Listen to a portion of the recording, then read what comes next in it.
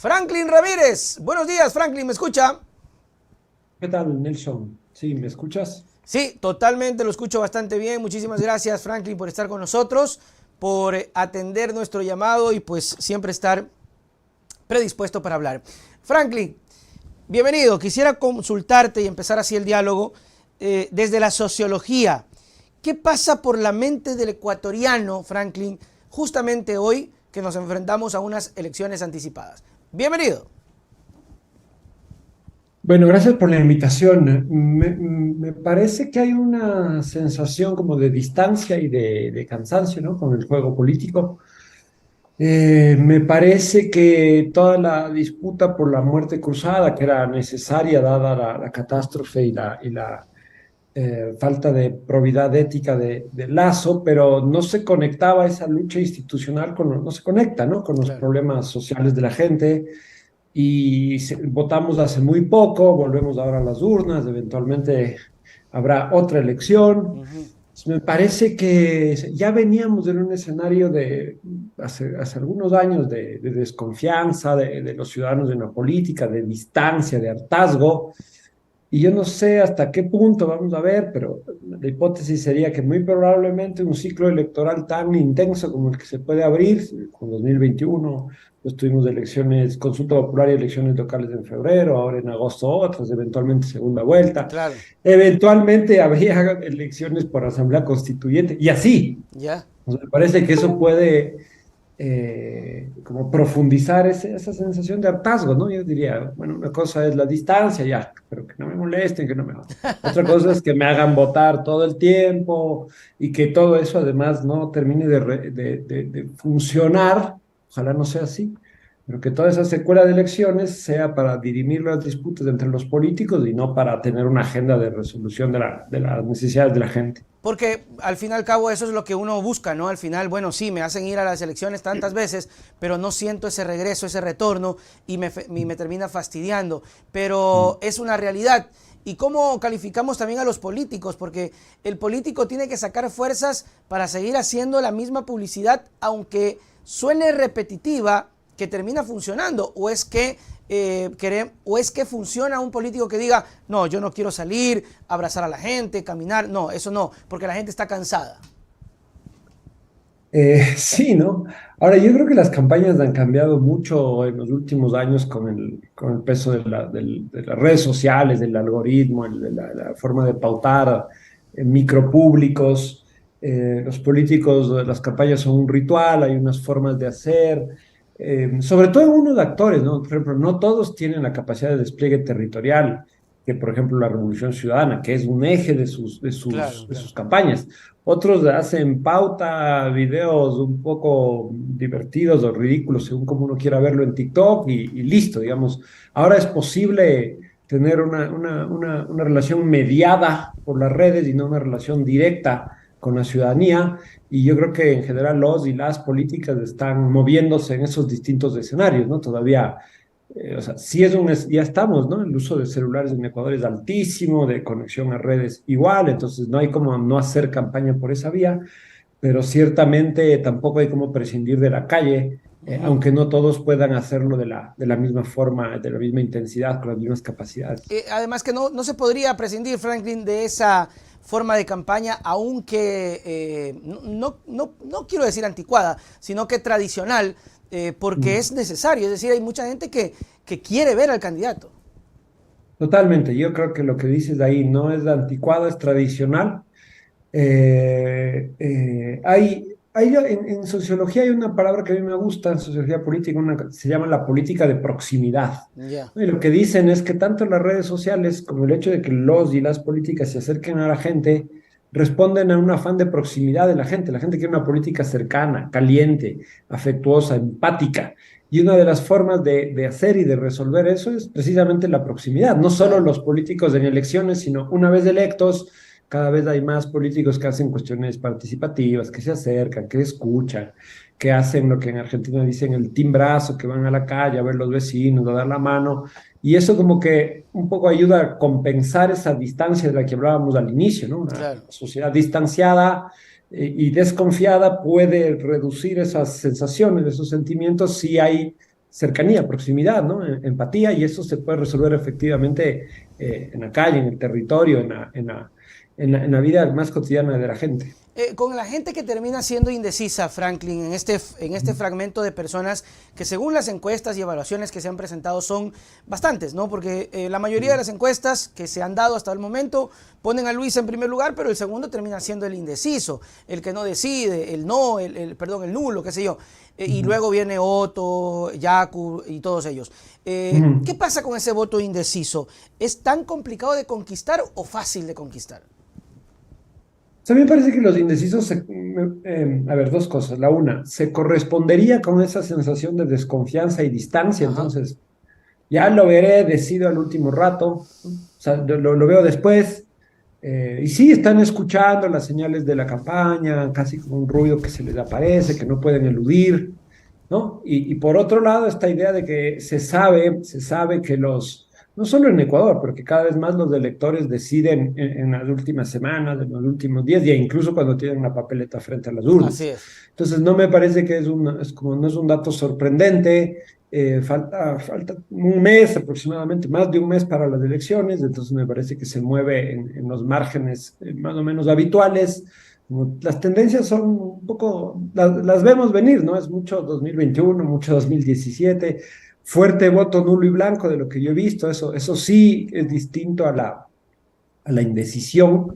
El nulo y blanco ya se va posicionando como, como un rechazo activo, digamos, no simplemente es después decido o no me importa, pero pues como voy a votar nulo, en las últimas elecciones, la segunda vuelta de 2021, ese nulo fue dirimente del resultado final, y hoy quizás también puede serlo, ¿no? Y es otra forma de expresar ese malestar, ese hartazgo, esa desconfianza, ¿no? A mí me gusta mucho la idea de la desconfianza ciudadana en la política. Esa desconfianza se traduce bien Claro. en un voto nulo, que es una forma activa de participación y de expresar una, una, una idea sobre la política a través de las urnas. Pero que termina siendo una idea que queda ahí porque no podría implantársela, Franklin. Es decir, sí, puedo decir que no estoy de acuerdo, puedo poner el nulo, pero al final alguien tiene que gobernar este país. Entonces, sí es un asunto medio extraño que pasa con la sociedad, porque es respetable la postura de la gente que vota nulo, que no le gusta a ninguno,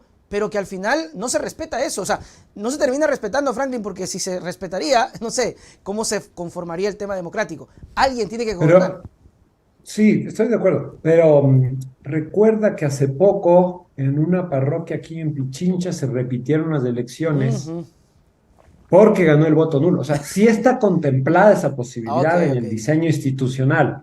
Entonces yo entiendo, pero puede ser. O sea, imagínate, la gente está, nulo, nulo, nulo, nulo. ¿Por qué no? O sea, digo, quienes diseñaron la Constitución y el Código Electoral y reconocieron eso políticamente, creo que están dándole una salida institucional a ese malestar. Ok, si gana el nulo, repetimos las elecciones. Me parece Sí, sí, sí. democrático, me parece que escucha la voz. Ahora, es difícil que pase, ¿no? Es difícil que pase. Para mí el problema muchas veces tiene que ver con el hecho de que los votos nulos en el conteo final no cuentan. Entonces, finalmente, Claro. eso que por un lado el diseño institucional reconoce y puede repetir elecciones, pero por otro lado un No se determinado valoran. porcentaje elevado de votos nulos no cuenta literalmente, y incluso un candidato puede ganar si los votos nulos son altos y hay una distancia de 10 puntos en este caso. Y en este caso puede pasar y puede ser dirimente para que no haya segunda vuelta. Particularmente hoy, quiero decir, hoy en 2023, una de mis hipótesis es esa: ¿Ya? por la cantidad de votos nulos puede ayudar a que no haya segunda vuelta. Perfecto. ¿Y esto contemplaría lo que dicen las encuestas o crees que sea algún tipo de candidato sorpresa? Me refiero a Luisa González, que es la que más se acerca a esa victoria en primera vuelta. O sea, no creo que en ese sentido haya candidatos sorpresas, de algo que viene sucediendo desde 2007. La Revolución Ciudadana es la primera fuerza política del país. Además, viene un triunfo a nivel local bastante impresionante, vamos a decir Claro así. que sí. Entonces, has pasado sistemáticamente, segunda vuelta en una fase de crisis 2017, 2021, ahora 2023. No hay sorpresa, ¿no? Sí, las encuestas, una encuesta que no lo diga es el problema, pero digo, me parece que recoge unas tendencias, un proceso, una dinámica de acumulación política, una fuerza robusta. Correa, además, como tal, está en su mejor momento y eso arrastra, ¿no? Más allá de que la candidatura sea bastante complicada y un poco sorpresiva que no convoque a primera instancia, son tendencias más estructurales, más estructuradoras de la política que se están viendo ahí. Después, lo que sucede con una eventual segunda vuelta, quién entra, quién sale, me parece que ahí hay una disputa más abierta. Franklin, es interesante lo que mencionabas. ¿Cómo hace o qué pasó para que Correa pase de una traición, como lo han denominado ellos, luego una derrota en términos presidenciales, cuando Sí. Moreno, luego Arauz, y luego a su mejor momento? ¿Cómo logra, cómo se explica con toda esa avalancha de denuncias que tiene, por ejemplo, Correa, que es una colección, y bueno, ministros que hoy precisamente ya van a empezar a perseguirlos con el tema de Gabela, ¿no? Mm. Eh, o sea, primero yo diría que después de 10 años de gobierno de la Revolución Ciudadana hubo un legado que no supimos ver bien, yo diría, como una sociología política, respecto a la fuerza del partido. Digamos, había dos cosas, una identidad de un partido, que puede ser 20%, 30%, 40%, pero podría ser hasta 10%, y de todos modos seguiría siendo la principal fuerza política de este país. Entonces, a cabo de 10 años se produjo una identidad colectiva, como que el correísmo es Claro, una identidad colectiva, así es. y esa identidad estaba soportada en una estructura política que es de la Revolución Ciudadana, que intentó ser proscrita, que le cambiaron el nombre, el primer afán de las élites políticas en este país desde 2007 hasta el año pasado, vamos a decir, era que el correísmo desaparezca como actor político, Así porque es. ellos sabían que cualquier participación de la Revolución Ciudadana en elecciones mermaba sus posibilidades, sus intereses, y entonces había que aniquilar. De hecho, una de las historias más autoritarias que hemos visto desde el retorno de la democracia en el 79 es el modo en que se persiguió a la Revolución Ciudadana y el intento sucesivo de proscribir a esa fuerza. Pero bueno, ha logrado sobrevivir y me parece ahí que eh, eso es el pilar sobre el que se sostiene la identidad de Correa, que a su vez tiende a expandirse y a crecer. Me parece que la cosa es, mientras Lazo se hunde, Moreno y Lazo se hunden, o sea, todo ese desgaste le termina por favorecer a Correa. Ujú. Parece que esto es lo que está jugando, ¿no? Porque sí es raro, ¿por qué crece? No ha hecho nada, está Claro. ya, no le Ni vemos, siquiera está aquí, ya fue. exactamente. Ya está aquí, ya pasaron más de 5 años desde que se fue. Increíble.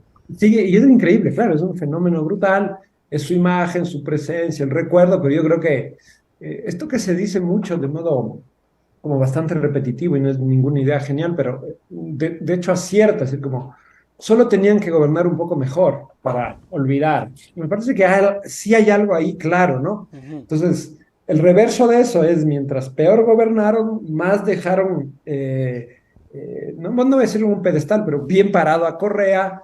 Él ha podido sostenerse a los vientos huracanados que han perseguido, que han acosado su movimiento, y ahí lo tenemos, ¿no? Lo tenemos en algunos estudios como el principal político en este país, con las preferencias más altas, y eso es un capital clave para las elecciones que vienen.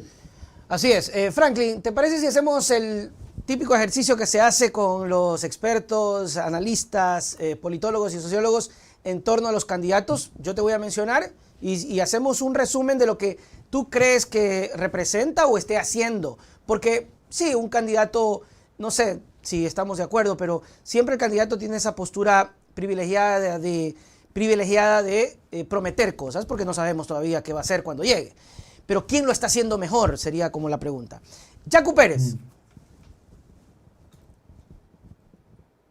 Yacu Pérez le veo en la continuidad de las elecciones de 2021 con su imagen, ¿no? Un poco de- de- tratando de ser outsider, pero sin serlo, como su mensaje sobre el medio ambiente, de humildad política, cierta capacidad de escuchar. Pero este ciclo tan errático que ha tenido Yacu de aparece en elecciones y después desaparece, aunque el país esté en llamas, me parece que ya no le está funcionando, o sea, digo, en el modo en que funcionó antes, pero puede ser uno de los candidatos sorpresas. Uh -huh. puede ser unos candidatos sorpresa, sobre todo yo no sé hasta qué punto las encuestas, los estudios de opinión aún logran capturar del modo correcto a todo el voto rural, campesino, Ujú. periférico. Acordémonos de acá en las elecciones de Pichincha, el prefecto de Pachacútec estuvo muy cerca de Paola Pavón en las elecciones de la Así es, prefectura y así era un es. voto que nadie se esperaba. Entonces, digo, me parece que hay un nivel de desconfianza en Yacu por estas apariciones y desapariciones, pero no veo ninguna sorpresa en su forma de implantar su candidatura, pero digamos, yo no lo descartaría con un eventual pasaje a segunda vuelta. Franklin, y este es un tema interesante que ahorita mencionas, porque casualmente Correa vuelve a ser como el que marca la diferencia en eso que decías sobre las desapariciones en periodos políticos. Por ejemplo, Correa Claro, no claro, desaparece. Y entonces vemos un claro, Yacu que claro. desaparece, vemos un Nebot que desaparece, y vemos este Correa que está ahí, y pesa luego, ¿no? Total, esa es una muy buena observación, ¿no? La persistencia, la obstinación Qué de Correa y la obstinado, qué Revolución necio. Ciudadana, ¿no? Es como ahí marcar su Sí, línea, sí, decir, y que por eso puede decir, yo les dije, ¿no? yo le... Amparados un poco, yo ¿Se les acuerdan que yo dije hablé? que con Lazo era primero el banquero, después Sí, Zapata. cierto, Ahí cierto. está, ahí lo tiene, yo no miento, y está, eso está ahí grabado, ¿no? Lo Sí, vemos, lo sí, sí. recordamos, y sí, sí, sí, con toda Eso claridad. puede ser una medición para los políticos que vienen. O sea, si hay algo que ha hecho este señor, Rafael Correa, es ser un obstinado de su proyecto político. Otto Sonnenholzer, Franklin. Otto Sonnenhorstner es el candidato sorpresa de estas elecciones. Ok. Eh, eh, Me parece que le está sacando el cuerpo con bastante nitidez a la dicotomía correísmo-correísmo, se está moviendo en una correísmo-anticorreísmo, se está moviendo en una plataforma de política pública amplia, está tratando de no ser identificado como uno de los candidatos de la oligarquía guayaquileña. Entonces, un par de entrevistas que le he escuchado da señal de cierta amplitud, incluso ideológica, ¿no? Él mencionó, hay que mover con responsabilidad las reservas internacionales, lo cual no es algo que me sorprendió mucho viniendo de alguien de la derecha, que además fue vicepresidente de Moreno, que viene del dogma de la austeridad y que están a favor de que no hay que tocar esas reservas de que la sociedad esté En la... Así incendiándose. es. Él dio una señal ahí de pragmatismo, de cierta heterodoxia. Claro, ahora tiene el bulto, el pesado bulto y el fardo de haber sido el vicepresidente de Lenin Moreno. Pero claramente creo que puede ser uno de los candidatos que se posiciona como aportando cierta novedad a la campaña. Me parece que es la cara más renovada de esa vieja derecha. Lo vemos ahí, ¿no? Lo vemos ahí en las diversas encuestas como arriba. Mm. Me parece que es la carta dura ¿no? de la derecha, de las élites, del establishment. Pero está mostrando, yo diría, un discurso interesante. Ahora, el gran rollo con Sonderhoff es que no tiene partido, con quién va a gobernar, su legado con Lenin Moreno, no se le ve absolutamente solo, ¿no? O sea, Claro, se digo, ve solo, no hay equipo ahí. O sea, es lo que no hay vemos, equipo, lo que percibimos. claro, se ve esto, pero está ahí, es una carta brava, a pesar de que el tiempo que pasó desde que fue vicepresidente y renunció en medio de la crisis y la tragedia que vivíamos, no ha pasado tanto tiempo, ¿no? Ujú. Pero, qué sé yo, ahí la sociedad le perdonó, qué sé yo. Ahí está moviéndose con fuerza, es una candidatura, yo diría, en su perspectiva y la perspectiva de su tendencia como promisoria. Quizás si no llega ahora, va a ser la carta dura en 2025, Ok. entonces me parece que hay un posicionamiento ahí evidente. O sea, él no va a perder, o sea, aunque no gane, no va a perder.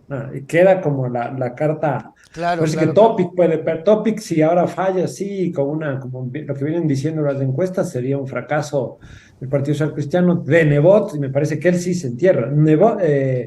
Otto no, Otto no. Entonces, me parece que Otto incluso si pierde, queda posicionado y lo veremos en 2025. Interesante lo de Topic, Franklin, ¿no? Porque parecía que Topic venía con fuerza, PCC, pero esta tibieza de sacar a Topic pero no tocarlo, hablo de Nebot, ahí está pero no me acerco, ahí está pero no salgo con él, ahí está pero O sea, no juega tampoco eso, ¿no? Y lo termina perjudicando.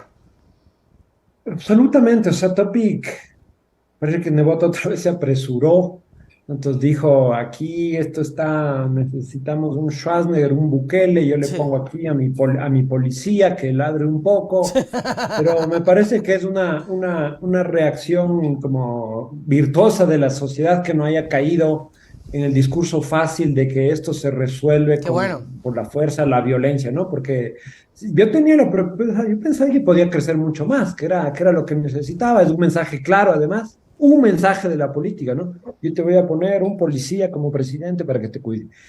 No pasó, o sea, se ve que también la sociedad, hasta el punto, o sea, tiene una visión más compleja del problema de la seguridad, de lo que espera Qué de los bueno. políticos, y a pesar de que él está con el Partido Social Cristiano, que tiene una cierta aparato, una cierta maquinaria, la experiencia de Nebot, no logra despegar como candidato, me parece, y lo que tú dices también es clave, ¿no? Nebot sí, pero no. Cuando se lanzó la vicepresidenta de Topic, Jaco me dijo no, le puso un veto. Es como nosotros apoyamos la candidatura, como que Nebot sigue pensando que le vamos a creer a estas alturas que sus candidaturas son ciudadanas, alguna cosa así, él todavía juegue en eso. Entonces, no, sí, le damos nuestro apoyo, no es nuestro candidato, así como, y no le viene funcionando, ¿no? Claro. Entonces, yo creo que habrá que ver sobre todo si Topic logra la principal apuesta de Nebot, como siempre en los últimos años, es tener una buena bancada parlamentaria. Ahora, yo no sé si con Topic, si incluso vaya a lograr eso, pero por ahí Es, puede ir la apuesta. es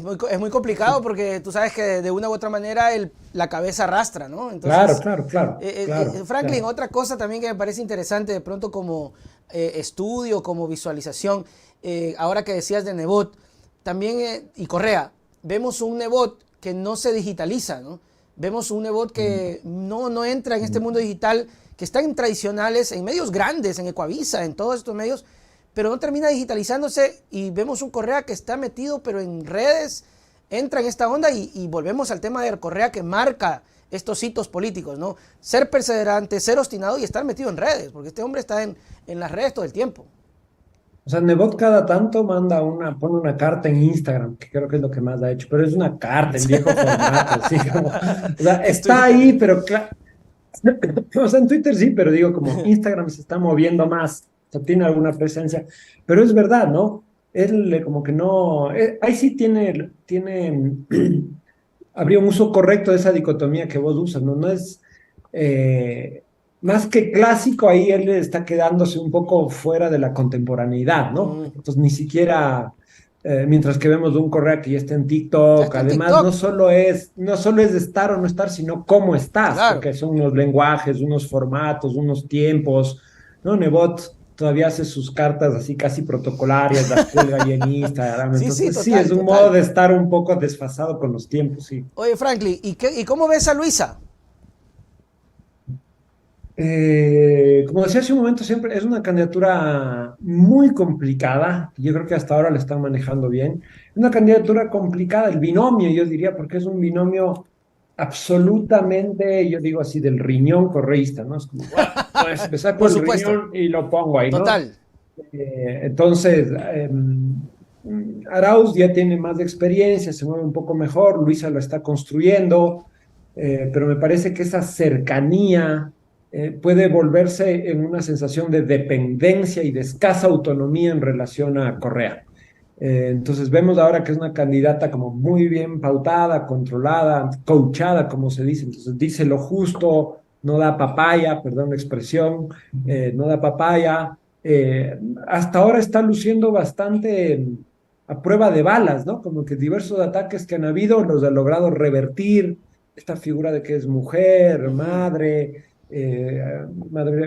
joven, al mismo tiempo profesional, con una relativa notoriedad, le está permitiendo salir del paso a diversos ataques, pero yo creo que hay dos cuestiones complicadas. Y la una, esa sensación de dependencia, de autonomía, de no autonomía del líder, lo cual, a pesar de que ella es una política nueva, no da la sensación de novedad, sino de que repite un discurso que venimos escuchando hace mucho tiempo. Ajá. Uno, dos. Eso en el marco de una estrategia del correísmo que hasta el momento el símbolo perfecto es de estos borreguitos bonitos que aparecen en una campaña, pero que terminan hablándole fundamentalmente al correísmo, al voto duro y quizás al voto semiduro, digamos así. Mm, Pero parece que entre lo uno y lo otro, el correísmo estuviera apostando como estrategia electoral a que le va a alcanzar para ganar las elecciones voy a decir así, el voto duro y los correístas que se distanciaron en el último ok, año, ¿no? O perfecto. sea, hay la idea de que con 35%, si hay votos nulos, se puede ganar con 40%. Me parece que esa es la apuesta. Claro. Entonces ahí Luisa queda, o sea, tienen que cuidarle al máximo para que evite cometer errores y quemarse, pero en el momento que tenga que exponerse a los medios, al debate El debate presidencial, va a ser me importante. parece que sus costuras pueden verse.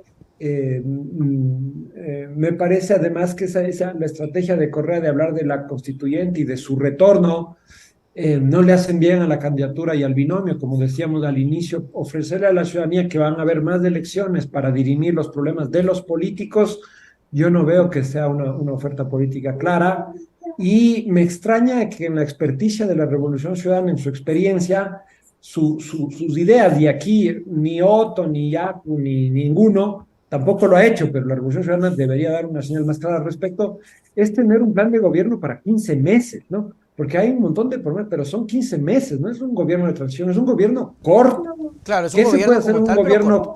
corto?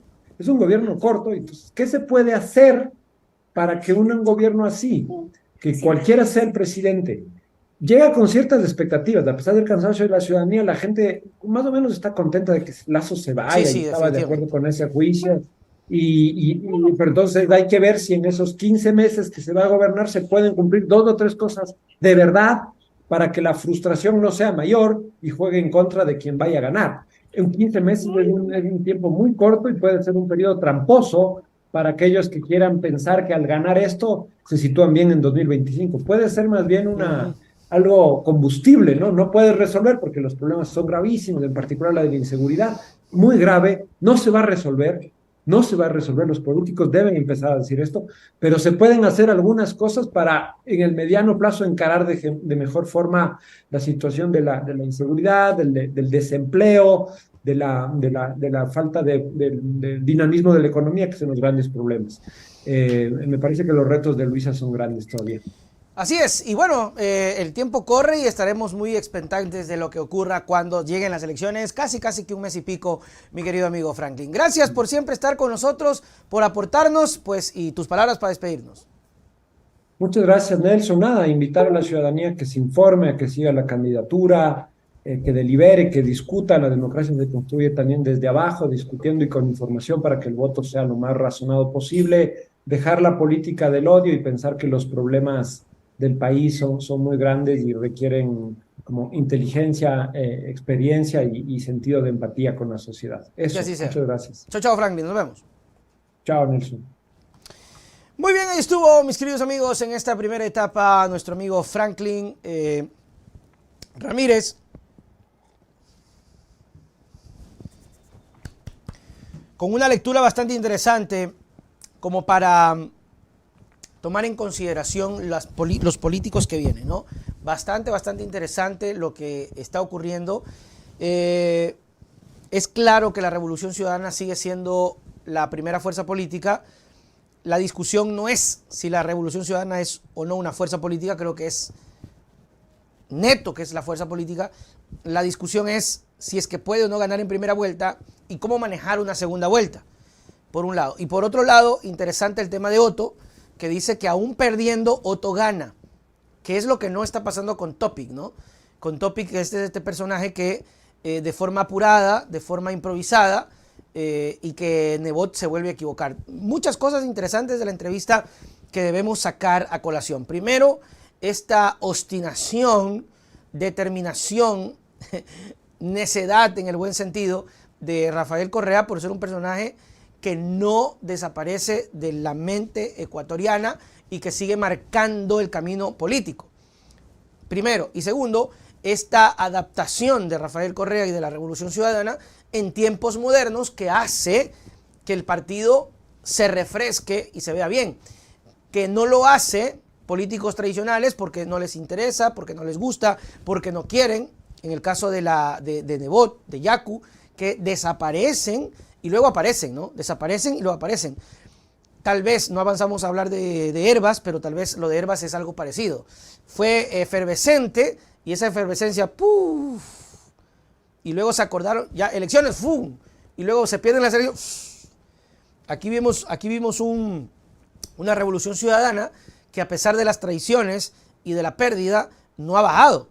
O sea, está ahí. Se bajonea, pero sigue ahí, sigue. Y eso ha hecho que tengamos en la mente todavía el político, ¿no?